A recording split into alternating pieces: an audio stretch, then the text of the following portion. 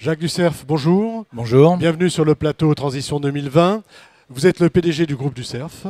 Et avec vous, on va parler de deux choses, même de trois choses. De l'actualité d'abord du groupe Ducerf. Quelle est-elle? Déjà, rappelez-nous le groupe Ducerf, qui êtes-vous?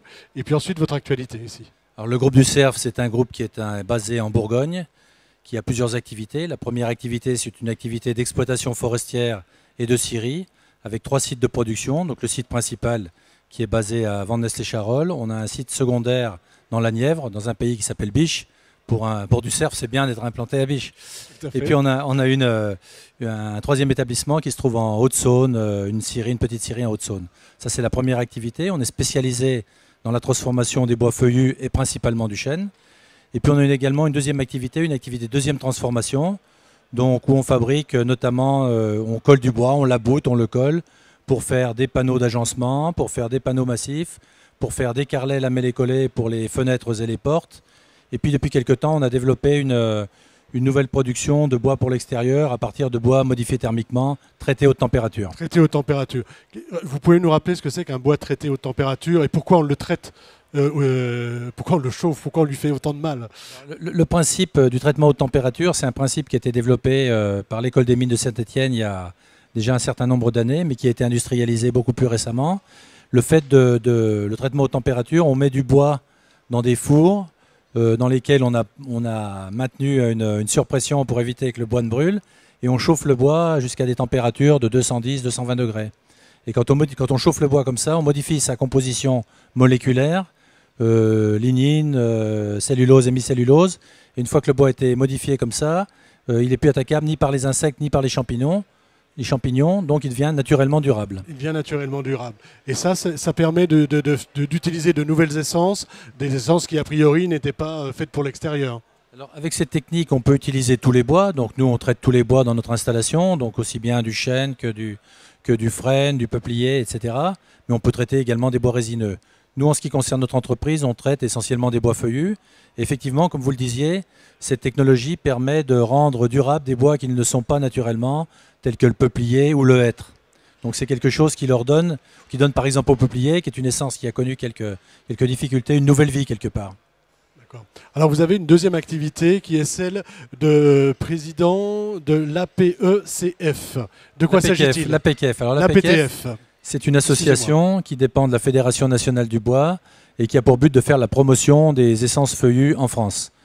Donc dans ce cadre-là, vous savez, dans nos métiers, on identifiait qu'il pouvait y avoir une difficulté pour une essence et on essayait de trouver des axes de développement. Mais souvent, on agissait un petit peu comme des médecins au chevet d'un malade. Alors, on s'est reposé la question en disant il ne faut pas qu'on fasse comme ça, il faut qu'on fasse une analyse stratégique de notre métier, de nos bois. On a fait appel à un cabinet, oui. On a fait des études marketing stratégique pour définir quels sont nos marchés et vers quel marché il fallait orienter nos activités et nos produits pour faire la promotion de certains bois. C'est comme ça qu'on fait la promotion des bois chauffés, des bois modifiés thermiquement, qu'on fait la promotion par exemple du châtaignier pour essayer de trouver des solutions. Des solutions, des débouchés pour des bois qui n'en avaient plus ou pas voilà. assez. Les carrelets menuiseries, parce que vous savez que les fabricants de menuiseries en France ont des difficultés aujourd'hui d'approvisionnement en bois tropicaux. L'industrie chinoise a mis la main sur la ressource en Afrique, donc il y a beaucoup moins de disponibilité pour les industries européennes et françaises. Et puis il y a un nouvel élément aussi qui est la réglementation thermique qui impose des épaisseurs beaucoup plus importantes qu'on peut travailler par l'aboutage et les carrelets lamellés collés.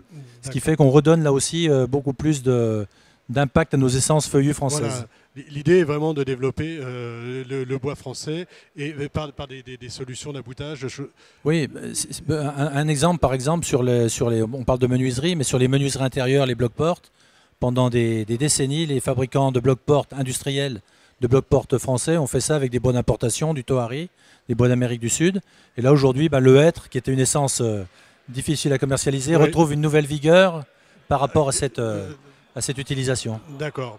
Alors, troisième casquette, vous êtes aussi président d'Euroforest. Alors, est-ce que vous pouvez nous rappeler de quoi il s'agit?